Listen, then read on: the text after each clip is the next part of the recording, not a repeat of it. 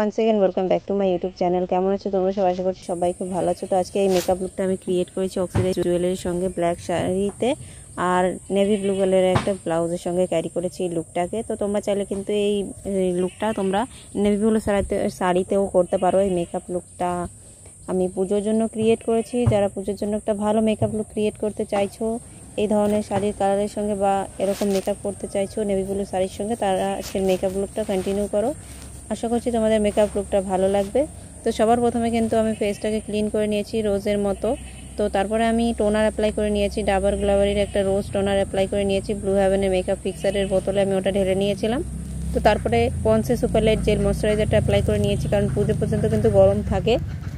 Next আমি apply করব প্রাইমারের জন্য আমি নিয়েছি হাফ অ্যান্ড হাফ কসমেটিক্সের pore minimizing primer, gel base primer. এটা কিন্তু ফেসকে খুব ভালোভাবে নারিশড করে, ফেসে যে ওপেন পোর্সগুলো থাকে ওগুলোকে ব্লার করে খুব ভালোভাবে স্মুথনেস প্রোভাইড করে, যার কারণে আমাদের বেস মেকআপটা খুবই ফ্ললেস দেখায়। তো তারপরে আমি ফাউন্ডেশনের জন্য অ্যাপ্লাই করে নিচ্ছি L'Oreal Paris infallible 24 hour government foundation. এই ফাউন্ডেশনে আমার শেড নাম্বার হলো ক্যারামেল স্যান্ড। এই শেডটা আমি অ্যাপ্লাই করে নিয়েছি। তোমরা কিন্তু মিডিয়াম টু ডাস্কি স্কিন টোনে এই ফাউন্ডেশনটা অ্যাপ্লাই করতে পারো। ডট ডট করে অ্যাপ্লাই করে ড্যাম বিউটি ব্লেন্ডার দিয়ে খুব ভালোভাবে আমি ব্লেন্ড করে নিচ্ছি। নেকেও কিছুটা ফাউন্ডেশন আর ইয়ারেও কিছুটা ফাউন্ডেশন আমি অ্যাপ্লাই করে নিয়েছি, কারণ ওই জায়গাটা খালি রাখলে কিন্তু মেকআপটা খুব একটা ফ্ললেস দেখায় না।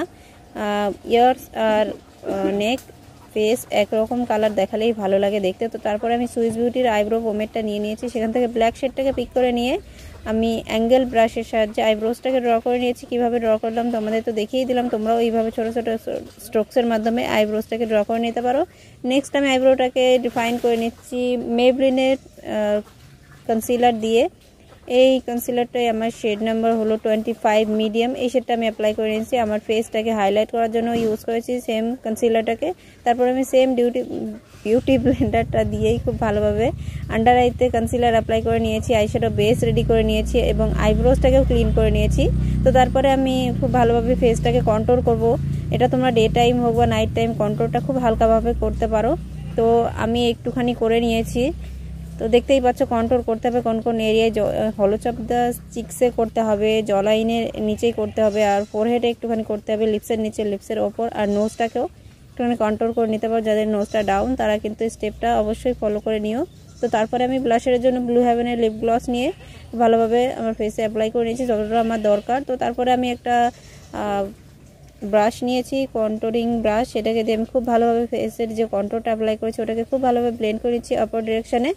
আর জলাইনে যে কন্ট্রোল ব্লেন্ডিং ব্যাপারটা থাকে ওটা কিন্তু লোয়ার লাইনের দিকে করতে হয় আর কি।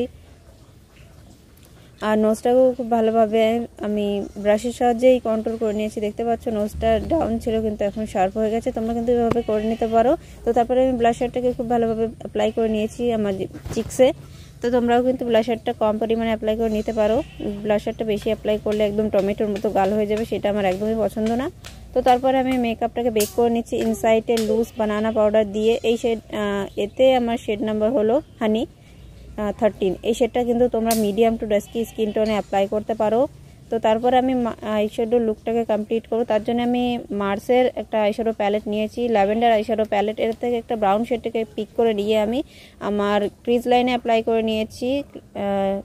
আউটার ভি থেকে ক্রিজ লাইন পর্যন্ত ব্লেন্ড করেছি। তারপর একটা ব্লু আর পিঙ্ক শেডকে মিক্স করে নিয়ে আউটার ভিতে অ্যাপ্লাই করে নিয়েছি খুব ভালোভাবে। তারপরে গোল্ডেন শেড দিয়ে ইনার কর্নারটাকে হাইলাইট করে একটা গোল্ডেন টাইপের ইয়েলো শিমার শেড নিয়ে খুব ভালোভাবে হাফ কাট ক্রিজে অ্যাপ্লাই করে নিয়েছি, হাফ লিড পর্যন্ত অ্যাপ্লাই করছি। তারপর আমি আইলাইনার ড্র করে নিয়েছি, একদম সিঙ্গেল লং টাইপের একটা উইং আইলাইনার ড্র করেছি আমি। তো এটা কিন্তু পুজোর জন্য একটা লং উইং লাইনার ড্র না করলে কিন্তু পুজো লুক দেখায় না। তো তারপরে আমি কাজল অ্যাপ্লাই করে নেব। কাজলের জন্য আমি নিয়েছি সুগারের ব্ল্যাক কাজল। এটা কিন্তু খুবই ভালো লং লাস্টিং থাকে, সারাদিন তোমাদের থাকবে। তোমরা যদি পুজোর জন্য একটা ভালো কাজল খুঁজছো তাহলে কিন্তু এই কাজলটা একবার ট্রাই করতে পারো। তো লাইনারের জন্য আমি অ্যাপ্লাই করে নিয়েছি কিন্তু এনভাইবেল লাইনার। তারপরে আমি মাস্কারা অ্যাপ্লাই করে নিচ্ছি, লোয়ার ল্যাশ আর আপার ল্যাশে 2 থেকে 3 কোট অ্যাপ্লাই করে নিয়েছি এসেন্সের মাস্কারা। এটা কিন্তু খুবই ভালো, পুজোর জন্য তোমরা ট্রাই করতে পারো, এটা আমার ফেভারিট মাস্কারা।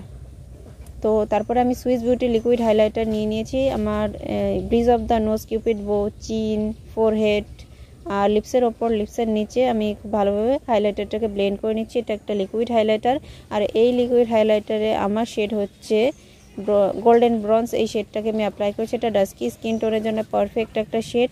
তারপরে আমি লিপস্টিক অ্যাপ্লাই করে নেব। লিপস্টিকের জন্য আমি নিয়েছি ম্যাট লুকের একটা ম্যাট লিপস্টিক। এটা একটা ক্রেয়ন লিপস্টিক, কিন্তু এটা লিপসে অ্যাপ্লাই করার পরে এটা কিন্তু পুরোভাবে ম্যাট হয়ে ড্রাই হয়ে বসে যায়। আর এটা কিন্তু অনেকক্ষণ লং লাস্টিংও থাকে, 8 to 12 আওয়ার্স এটা লং লাস্টিং থাকে। আমি নিজে ট্রাই করে দেখেছি, লিপস্টিকটা বহুবার অ্যাপ্লাই করেছি, তারপর তোমাদের সঙ্গে রিভিউ শেয়ার করছি। যারা পুজোর জন্য একটা ভালো লিপস্টিক খুঁজছো ম্যাজেন্টা কালার, তারা কিন্তু এই লিপস্টিকটা অবশ্যই একবার নিয়ে নিতে পারো। এই লিপস্টিকটা খুবই ভালো। তো দ্যাটস ইট গাইস, এটা আমার ফাইনাল লুক। যদি তোমাদের মেকআপ লুকটা ভালো লাগছে তাহলে আমার চ্যানেলটা সাবস্ক্রাইব করতে পারো, পাশে থাকা বেল বাটনটা প্রেস করতে পারো এই ধরনের ভিডিও দেখার জন্য। তো ভিডিওটা